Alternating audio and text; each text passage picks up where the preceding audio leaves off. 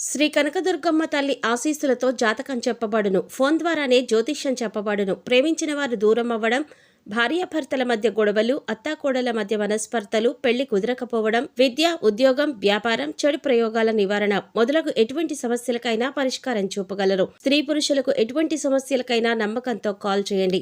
గురూజీ రామరాజు గారు. Cell number 9866654624. ఓం శ్రీమాత్రే నమః. ఛానల్లోకి స్వాగతం అండి. ఈ వీడియోలో మనం ధనుసు రాశి వారికి ఏ విధంగా ఉండబోతోంది, అలాగే ఏ పేర్లతో ఉన్నవారు ధనుసు రాశి వారికి శత్రువులు, అలాగే ఏ రాశుల వారి వల్ల ధనుసు రాశి వారు ఇబ్బందులను ఎదుర్కొంటారు అనే ఆసక్తికరమైన విషయాలను ఈ వీడియోలో మనం వివరంగా తెలుసుకుందాం.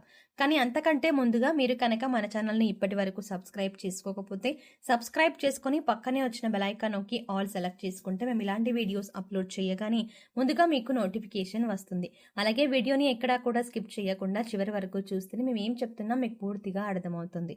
ఇక వివరాల్లోకి వెళ్తే ఈ రాశి వారు ముఖ్యంగా ఈ 3 పేర్లు ఉన్న వారితో చాలా జాగ్రత్తగా ఉండాలి. అలాగే 3 రాశుల వారు ఈ రాశి వారికి అతిపెద్ద శత్రువులు అనే విషయాన్ని మీరు గమనించి వాళ్ళెవరో గుర్తించి వారితో మీరు జాగ్రత్తగా ఉండకపోతే జీవితంలో కష్టాలను ఎదుర్కోవాల్సి వస్తుంది. గ్రహాలు ఎంత అనుకూలంగా ఉన్నప్పటికీ కూడా ఈ రాశుల వారితో అలాగే ఈ పేర్లు ఉన్న వారితో మీరు జాగ్రత్త పడకపోతే ఇటువంటి వారి నుంచి మీరు ప్రమాదాలు ఎదుర్కోవాల్సి వస్తుంది.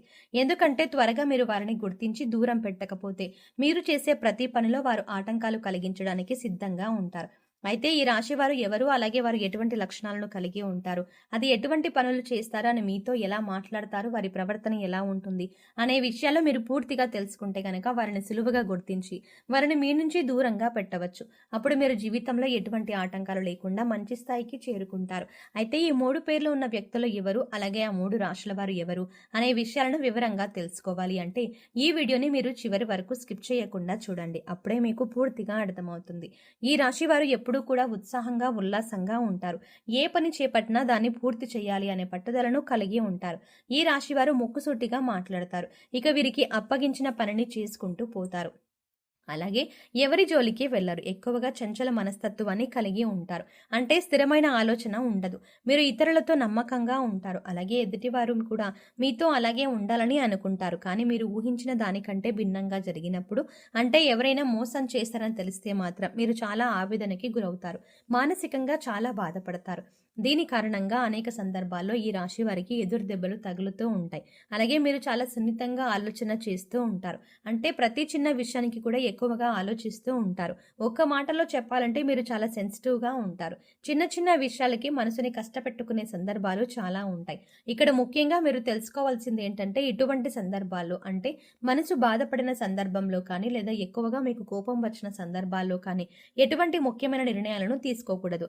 దీనివల్ల మీరు జీవితంలో కష్టాలను ఎదుర్కోవాల్సి వస్తుంది. ముఖ్యంగా ఈ రాశి వారికి మీ మంచితనమే మీకు శ్రీరామ రక్ష అని చెప్పవచ్చు. ఎందుకంటే మీరు ఎదుటివారు బాధపడుతుంటే చూడలేని మనస్తత్వాన్ని కలిగి ఉంటారు. ఇటువంటి మంచితనం మిమ్మల్ని ఎప్పుడూ కాపాడుతూ ఉంటుంది.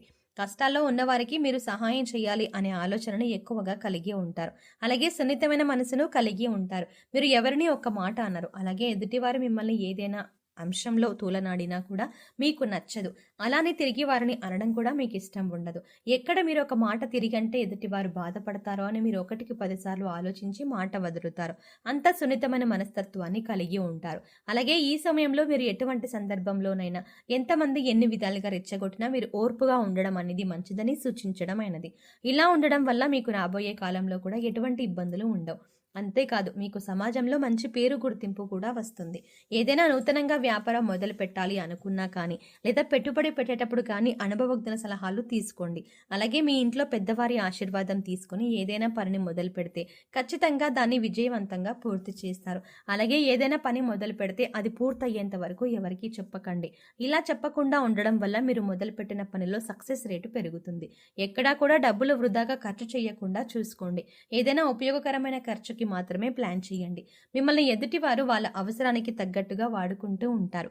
అదే మీకు ఏదైనా పనిలో సాయం కావాలి అన్నప్పుడు ఎవరూ ముందుకు రారు. ఇక ధనం అప్పుగా ఇచ్చిన సందర్భాల్లో మీరు ఎవరికైనా డబ్బు ఇస్తే అవి తిరిగి రావడం కష్టమే అని చెప్పాలి.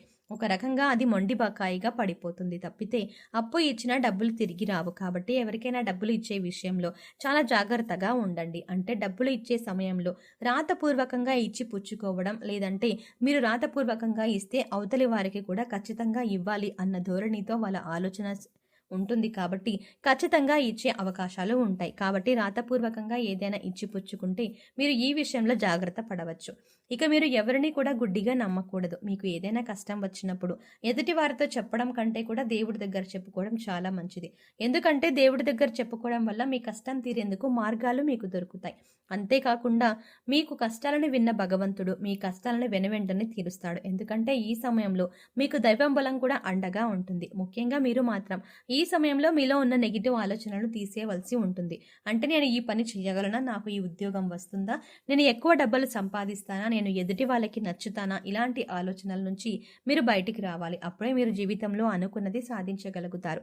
మనల్ని మనం నమ్మినప్పుడే ఖచ్చితంగా మనలో ఉన్న నమ్మకం అనేది బలపడుతుంది. అప్పుడే ఏదైనా పనిని కాన్ఫిడెంట్గా చేస్తూ ముందుకు వెళ్ళగలుగుతాము. కాదంటే మనం సందేహంలో ఉండిపోతే, మనల్ని మనం ప్రశ్నార్థకంలో ఉంచుకుంటే మన మైండ్ కూడా మనం చెప్పిన మాట వినకుండా ఈ పని ఎలాగో జరగదు అనే నెగిటివ్ ఆలోచనలతో ముందుకు వెళ్తుంది. కాబట్టి అయ్యే పని కూడా ఖచ్చితంగా జరగదు అని చెప్పవచ్చు. కాబట్టి మీరు పాజిటివ్ ఆలోచనలతో ఉంటే ఖచ్చితంగా అనుకున్న పనులన్నీ కూడా మీ జీవితంలో సాధించగలుగుతారు. ఇక ఈ సమయంలో మీరు కొద్ది కాలం పాటు కన్య, వృశ్చిక అలాగే మిథున రాశి వారితో కొద్దిగా జాగ్రత్తగా ఉండాలి. ఈ రాశివారు మీకు నష్టాన్ని కలిగించే అవకాశాలు ఎక్కువగా ఉంటాయి.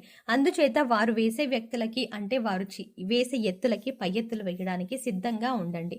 ఈ కాలంలో అలా ఉంటేనే మనం బతకగలుగుతాం. లేదంటే ఎదుటివారు మనల్ని ఏ సమయంలో ఎలా ఏ సందర్భంలో మనం ఎదుటి వారి చేతిలో ఇరుక్కుపోతామనేది చెప్పలేము. కాబట్టి ఎదుటి వ్యక్తులు ఏ సమయంలో ఎలా మనపై విరుచుకు పడతారో అన్న విషయం మనకు తెలియదు. కాబట్టి ఎత్తులకు పై ఎత్తు వేయడానికి మనం సిద్ధంగా ఉంటేనే ఈ కాలంలో మనం ముందుకు వెళ్ళగలుగుతాం. అలాగే వీరితో ఎక్కువగా మీ పర్సనల్ విషయాలను షేర్ చేసుకోకుండా ఉండండి. అవసరమైనంత వరకు మాత్రమే మాట్లాడడానికి ప్రయత్నించండి.